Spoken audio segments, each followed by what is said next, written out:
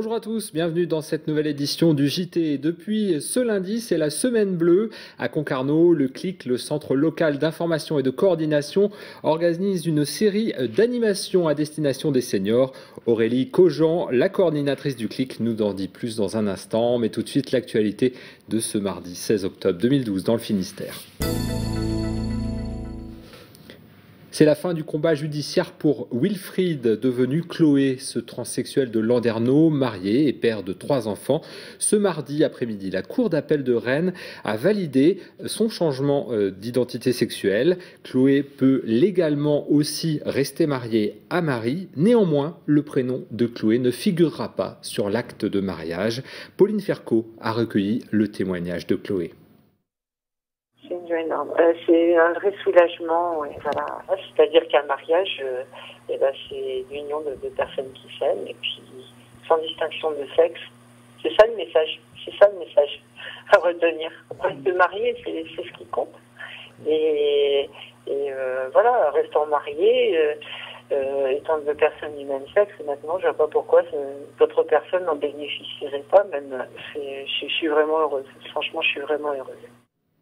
Dialogue tendu au sein de l'entreprise Alcofarm, ex-Girex Mazal à Quimper. Ce mardi, 77 salariés ont déposé un recours au prud'homme. La société de produits pharmaceutiques et de chimie a été reprise il y a 1 an. Depuis, les salariés dénoncent le plan social et la politique sociale de la direction. Gilles Hainaut, le délégué CFDT, au micro de Pierre-François Vatras. Nous étions auparavant sur un accord RTT qui était sur une durée de 4 jours. Notre employeur a voulu nous faire travailler 5 jours, mais avec le même temps de travail hebdomadaire. Donc nous estimions que nous étions dans notre droit de négocier ce passage de 4 à 5 jours avec l'appui de la directe de Quimper. Et nous nous sommes opposés finalement à ce passage à 5 jours. À ce moment-là, notre employeur nous a fait des retenues sur salaire en juin et en juillet du fait que nous ne faisions pas 5 jours. Ensuite, à partir d'août, pour ne pas faire perdre de l'argent aux salariés, nous avons décidé sous la contrainte de travailler 5 jours. Nous avons quand même dans le même temps décidé d'engager une procédure prud'homale et aujourd'hui, il y avait 77 saisines déposées au Conseil des prud'hommes. Les directions et salariés se retrouveront devant le Conseil des prud'hommes le 12 mars prochain. Plus de 450 collégiens du pays de Landivisiau ont découvert le monde du travail ce mardi. Une trentaine d'entreprises de la zone du Verne à Landivisiau ont ouvert leurs portes à ces lycéens pour présenter leur métier. Julie Sicot a assisté à la rencontre des élèves avec peut-être leur futur employeur ou collègue. Ça grouille sur la zone d'activité du Verne à Landivisiau. 400 élèves de 3e visitent une trentaine d'entreprises. Ce petit groupe de collégiens commence sa 2e visite de la matinée. Après la poste, direction les ateliers d'une menuiserie. On y va ? Allez. Pour les collégiens, on est bien loin des cahiers et des salles de classe, mais la découverte est instructive.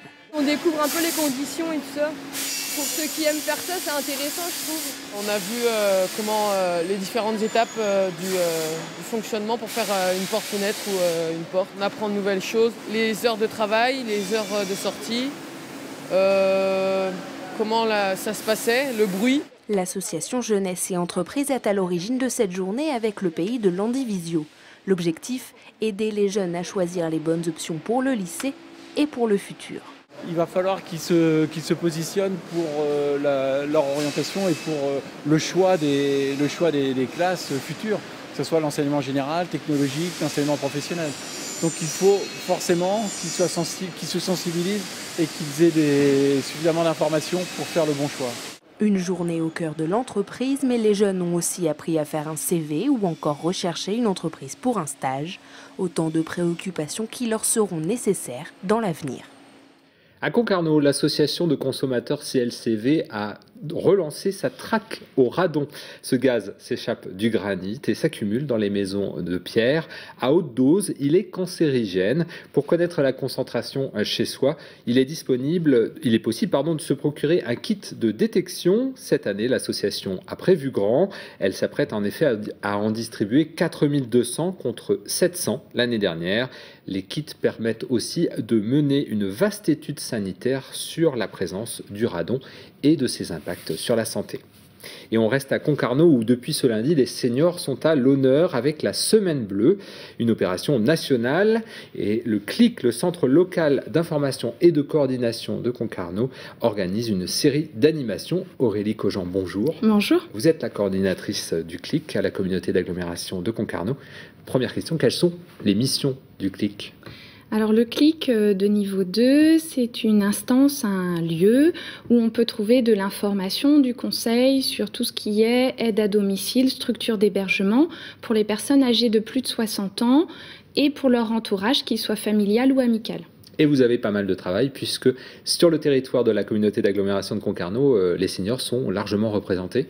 Effectivement, ils sont à peu près 15 000 personnes âgées de plus de 60 ans pour une population d'un peu plus de 50 000 habitants à Concarneau, Cornouailles agglomération. Donc on est au-dessus de la moyenne nationale. Oui, tout à fait, et même du département, je crois. Alors, ces animations, vous avez choisi d'organiser plusieurs. On va peut-être citer celle de ce mercredi où il est question de culture. Voilà, tout à fait. Donc demain matin, ce mercredi-là qui arrive, à Pont-Aven, le musée de la pêche et le musée de Pont-Aven, qui sont donc deux nouvelles compétences de la communauté d'agglomération de Concarneau, va proposer, donc les deux animatrices vont proposer aux habitants une conférence autour du monde de la mer, donc des tableaux qui vont être projetés. Donc ça va se passer juste en face de la maison de retraite de Pont-Aven, demain matin à compter de 10h. Et comme on est sur un territoire proche de la mer, le thème c'est évidemment la mer. Voilà. Et c'est une matinée qui va se prolonger l'après-midi par une offre particulière, vous pouvez en parler ? Voilà, alors en fait les retraités sont invités avec leurs petits-enfants, s'ils en ont, ou les petits-enfants de leurs voisins par exemple, à aller au musée de la pêche gratuitement. Ils pourront retrouver les différents objets qu'ils auront découverts dans les tableaux le matin même, à travers un parcours guidé dans le musée de la pêche à Concarneau. Alors on voit que cette animation a une dimension très culturelle, mais vous avez aussi beaucoup axé sur des conseils pratiques et aussi des conseils de sécurité. Ce sera le cas jeudi pour les seniors. Hein. Jeudi 18 à Carnéval-Rospordin à 14h30, salle polyvalente. Il y aura donc la gendarmerie et l'association de consommateurs CLCV qui vont proposer des conférences autour des abus de confiance et des clauses abusives dans les contrats, notamment liées au démarchage, avec un transport mis en place par la communauté d'agglomération de Concarneau. Transport à la demande, il faut appeler l'agence Coralie pour pouvoir aller de Rospordin à Carnéval. Donc tout est organisé. Aurélie Cogent, vous êtes en contact régulier avec les seniors. Vous suivez combien de seniors au cours de l'année ? Donc, depuis le 1er janvier 2012, date à laquelle la communauté d'agglomération a pris la compétence du CLIC, j'ai rencontré à peu près 300 personnes. J'ai rencontré 300 personnes pour lesquelles il y avait un souci, notamment de maintien à domicile. Donc, Concarneau, cette année, a décidé évidemment de participer à la Semaine Bleue. La Semaine Bleue, c'est vraiment un moment aussi où ça permet de parler du troisième âge qui parfois est un peu discret, un peu absent des débats. Voilà, donc la Semaine Bleue c'est une semaine nationale, le slogan c'est 365 jours pour agir, 7 jours pour le dire. La Semaine Bleue, on va dire la première édition sur Concarneau s'est faite avec la ville de Concarneau qui mène encore cette année une édition plus axée pour les associations. Donc la Semaine Bleue, c'est montrer l'utilité des personnes âgées et retraitées dans la vie sociale et culturelle, mais également parler de leurs difficultés du quotidien. Et puis pour les personnes âgées qui nous regardent, il faut aussi savoir que le CLIC est là pour les aider aussi, pour tout ce qui est matériel, des aides aussi. Voilà, donc le CLIC, il est là pour informer sur les aides financières qui existent pour le maintien à domicile. Il faut savoir qu'une heure d'aide à domicile coûte à peu près 21 € de l'heure. Donc il y a des aides parfois qui existent à financer ces aides-là pour le maintien à domicile.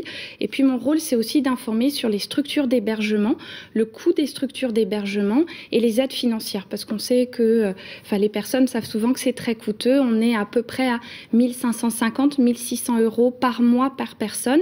Aide du conseil. Largement, souvent les retraites. Hein. Voilà, tout à fait. Des retraites. Aurélie Cogent, merci beaucoup d'être venue nous parler de cette semaine bleue et de ces animations organisées par le CLIC, le Centre local d'information et de coordination. Merci beaucoup d'être venue. On se retrouve demain à 18h15 pour un nouveau point sur l'actualité. Bonne soirée à vous.